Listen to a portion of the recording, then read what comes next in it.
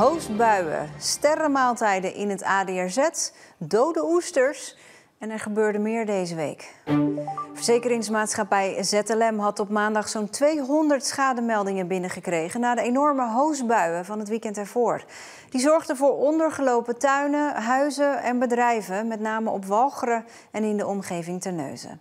Er is ook veel schade op landbouwgronden. En die komt, hoe wrang ook, bovenop de schade door de droogte van afgelopen zomer. Hier in deze lage plekken waar dat water nu nog staat, dat is gewoon zeker verloren. Op dit perceel in Zaamslag is volgens aardappelteler Arno Vaal zo'n 160 mm water gevallen. Rond het land liggen geen sloten, waardoor het water niet snel weg kan. Vandaar dat de grond nog steeds zeiknat is en dat is funest voor de aardappelen. Het is zo, als een aardappel meer dan 24 uur onder water staat, dan is de kans heel groot dat hij gaat rotten. En inmiddels is dit nou al meer dan 24 uur geleden. De boeren hebben deze zomer flinke klappen gekregen door de langdurige droogte. En nu dus ook door de regen. Ondanks dat heeft Vaal nog steeds plezier in zijn werk. Jawel, ik vind het altijd nog wel leuk hoor, absoluut. Dus, het blijft wel een uitdaging en het wordt wel steeds spannender, dat zien we wel. Want ja, de laatste jaren, we kunnen er toch niet omheen dat het klimaat toch wel verandert. Daarom is hij van plan om voor volgend jaar maatregelen te nemen.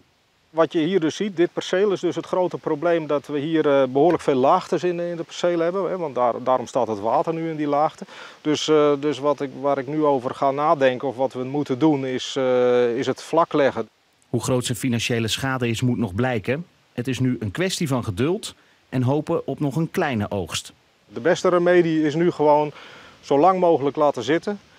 En ja, minstens 6 weken of zo. En dan zijn misschien de knollen die boven in de rug zitten nog echt goed. Dus dan kunnen we net nog een beetje wat er bovenin hangt oogsten.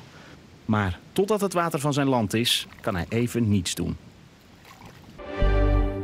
Bij een ongeluk aan de Langerweg in Sint-Annaland is maandag een 54-jarige man uit Scherpenisse omgekomen.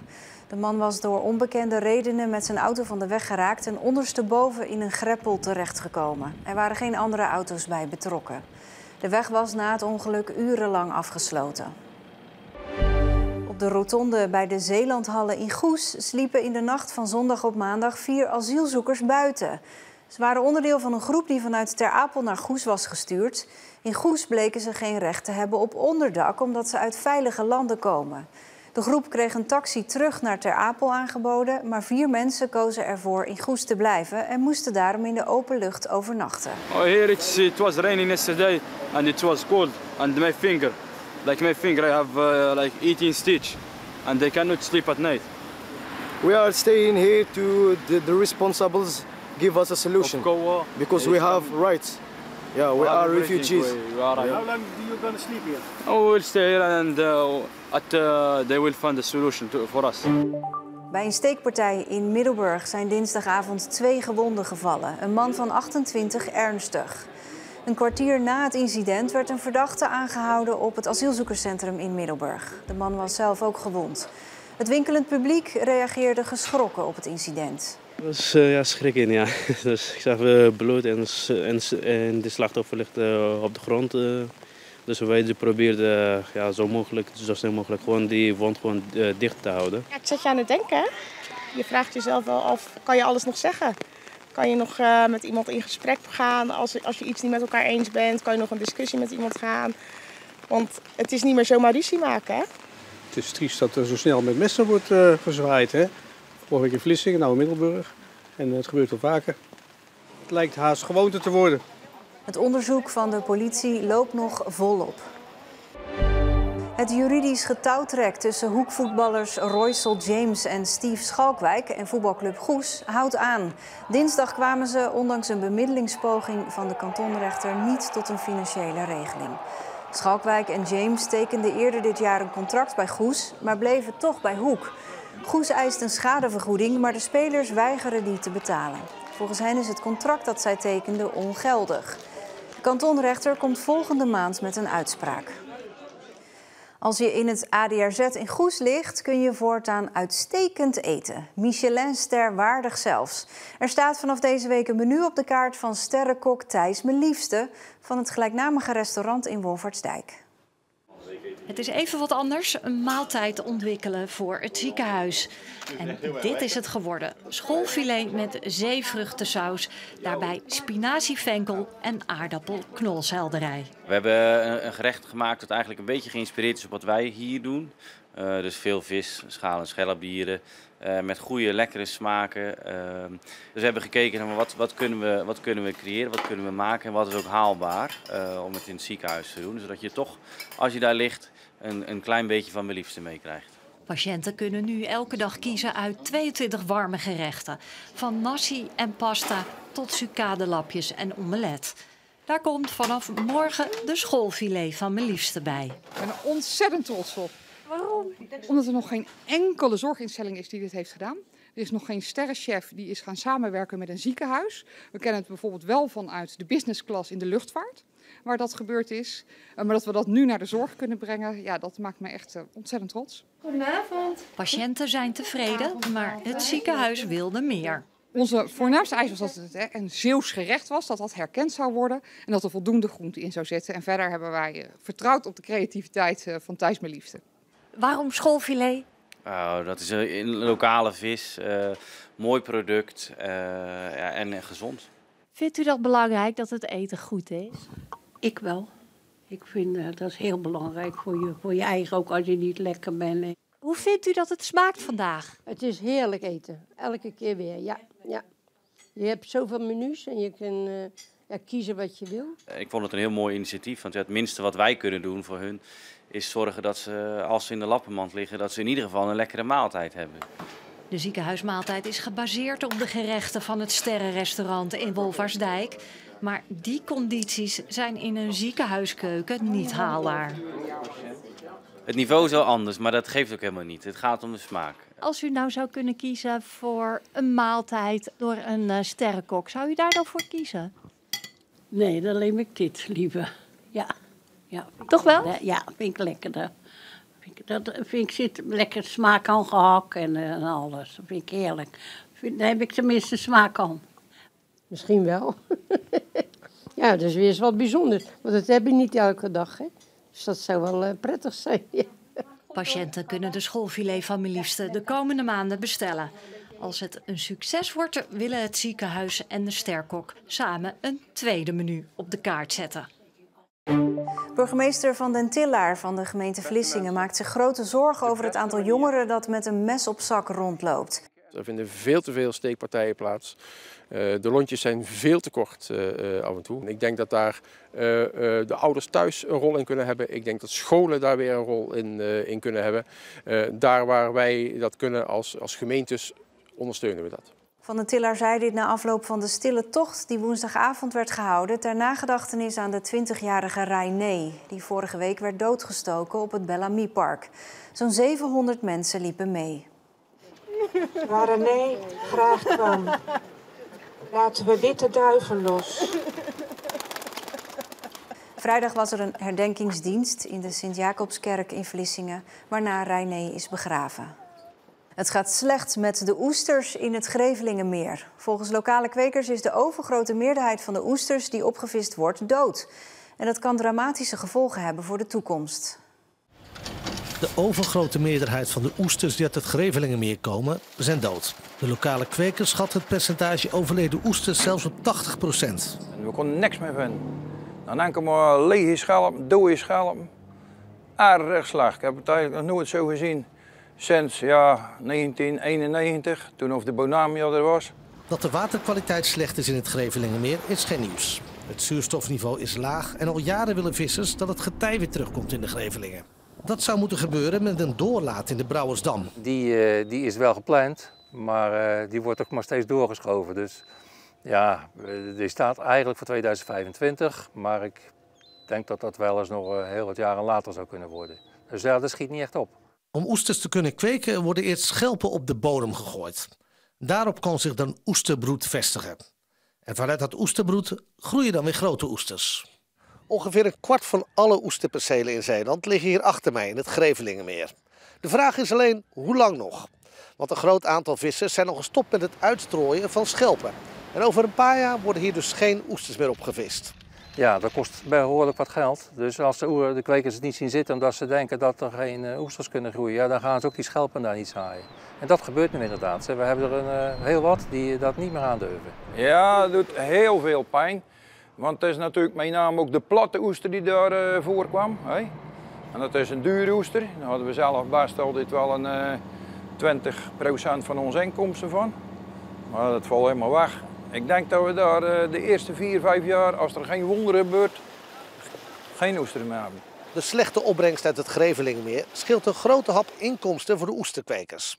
De percelen worden gehuurd van de overheid en daarom vragen ze de overheid nu om hulp. Als je wel de pacht moet betalen en je kunt niks verdienen, ja, dat is niet goed. Dus ja, we zijn ook wel bezig bij de overheid om te kijken of we pachtvermindering kunnen krijgen, maar ja, daar zijn ze niet zo happig op. Het oesterseizoen opent dit jaar op 22 september.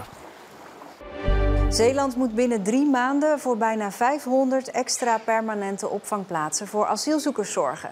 Dat heeft staatssecretaris Van den Burg laten weten aan de provincie, gemeenten en woningcorporaties. Op dit moment telt Zeeland 1 permanent AZC in Middelburg met 340 plaatsen. Dat moeten er ruim 800 worden. De permanente opvang moet komen in Goes, Middelburg en Terneuzen. De GGD Zeeland heeft miljoenen euro's extra nodig om zijn werk te kunnen blijven doen. Dat staat in een brief die volgende week uitgaat naar alle 13 Zeeuwse gemeentes. Komt dat extra geld er niet, dan wordt de Zeeuwse GGD bedreigd in het voortbestaan. De Zeeuwse GGD speelt een grote rol in de gezondheidszorg in onze provincie. Uiteenlopend van consultatiebureaus, schoolartsen en jeugdzorg tot de bestrijding van infecties zoals corona. Maar ook voor de bestrijding van geslachtsziekten en reisinentingen moet je naar de GGD.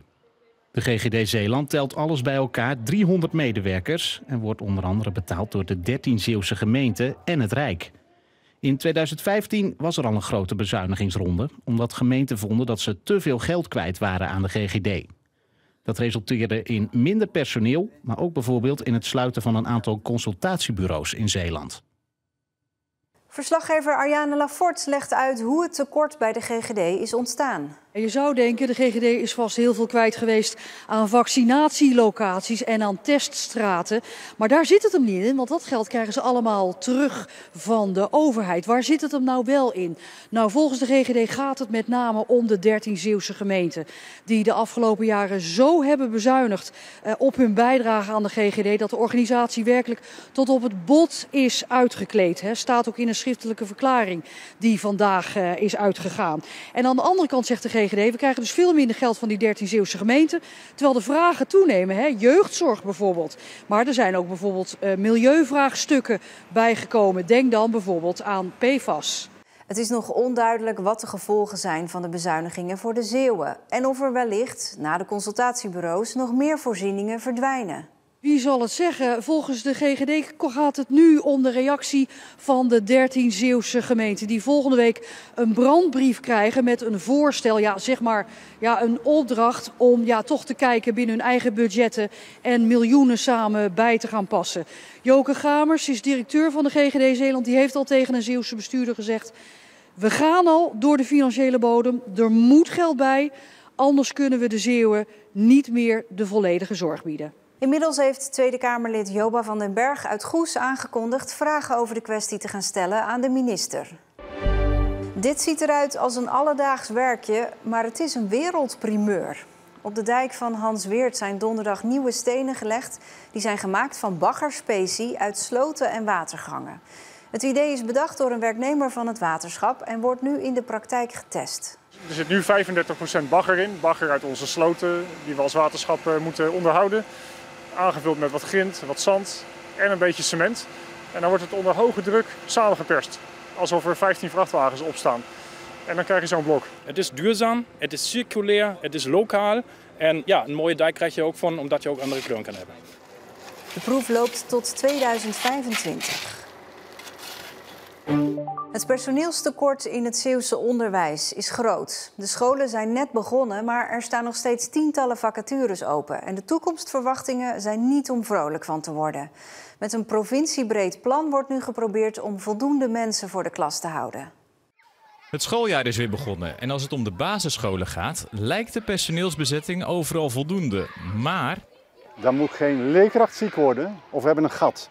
Dus als we dadelijk weer de griepgolf tegemoet zien in oktober, ja, dan moeten we creatief met kurk de touwtjes aan elkaar knopen. Tot voor enkele jaren had Zeeland voldoende leerkrachten. Maar dat beeld is gekanteld. Er komen minder studenten van de onderwijsopleidingen af, terwijl er meer leraren met pensioen gaan. Alleen al in het basisonderwijs vertrekken komende 5 jaar 240 fulltime leerkrachten. En het voortgezet onderwijs verwacht in 2030 een tekort van 100 fulltime leraren. En dan is er nog een factor die meespeelt. Sommige mensen stoppen eerder met werken. Mede ook door wat ze met corona hebben meegemaakt. Dus niet iedereen gaat door tot zijn pensioengerechtigde leeftijd. Dus je moet heel goed kijken tussen wat zijn de cijfers wanneer mensen met pensioen gaan en wanneer stoppen ze werkelijk. En daar zit nog wel een gat tussen. Ook bij de Prins Willem van Oranje School in Terneuzen kennen ze het probleem van personeelstekort. Je bent al blij als één iemand reageert op een vacature die je openzet. Zeeuwse schoolbestuurders in het hele onderwijsveld, dus ook het voortgezet en hoger, pakken nu samen het probleem provinciebreed aan. Dat is ook mooi dat we gezamenlijk een subsidie hebben gekregen voor regionale aanpak personeelstekort. En daar zitten we echt voor bij elkaar. En dan gaan we kijken van, is er in het VO misschien een leerkracht die wat meer wil en die we in het primair onderwijs kunnen inzetten? Omgekeerd. En we hebben ook gezegd, we gaan niet personeelsleden bij elkaar afsnoepen. Het vergt van scholen een andere manier van denken. We hebben de afgelopen 2 jaar gestart met zij-instromers. Dat zijn mensen die een andere hbo-opleiding hebben gehad als basisonderwijsdocent. En die zijn gestart met die opleiding. En daarnaast hebben we een aantal vakleerkrachten hier zo binnengehaald voor met name gym en voor muziek. Waarmee onze tekorten hebben kunnen oplossen. Jullie zien de groene stippen liggen. En bij de groene stippen ga je een frikandellenrol maken. Dat heeft ook wel een goed resultaat. Want op het moment dat je natuurlijk een hele dag aanstaat als leerkracht, begin je om 8 uur en om 2:30 als de laatste kinderen weg zijn, heb je even tijd om naar het toilet te gaan en een kop koffie te pakken of thee. Met zo'n vakleerkracht kan een collega even 40 minuten zelfstandig iets doen voor zichzelf of lessen voorbereiden voor de rest van de dag. Of even een kindgesprek houden waar iets mee nodig is. Kortom, we zullen eraan gewend moeten raken dat ook anderen dan studenten van de PABO voor de klasse zullen staan. Niet meer de leerkracht, de traditionele leerkracht. Nee, meer mensen voor de klas, meer handen voor de klas en samenwerken.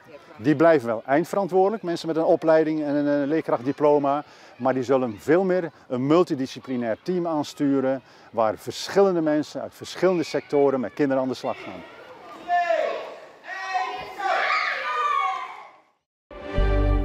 Het wordt steeds drukker bij de Voedselbank Zeeuws-Vlaanderen. Mirjam Hemelzoet startte de voedselbank 16 jaar geleden en begon toen met 6 pakketten per week. Inmiddels is dat aantal opgelopen tot 650 pakketten. Hemelzoet verwacht ook niet dat het daarbij blijft. Dat alles duurder wordt, dus ook de boodschappen. Dus ja, je kan dan minder kopen van het geld wat je overhoudt om van te leven. Omdat de situatie voor heel veel mensen nijpend wordt. Wat houdt u over per week? Ja, ik hou €50 per week over om van te leven. €10,80 per week. Geprobeerd wordt voor de klanten 3 maaltijden per week te verzorgen. Tot nu toe lukt dat, maar wellicht worden de pakketten in de toekomst kleiner als er meer klanten komen. Doe alles er maar bij. Als u dit niet had? Hadden we geen eten. Tot volgende week en bedankt. En daarmee zijn we aan het einde van de week en bent u weer helemaal op de hoogte. Een fijne avond.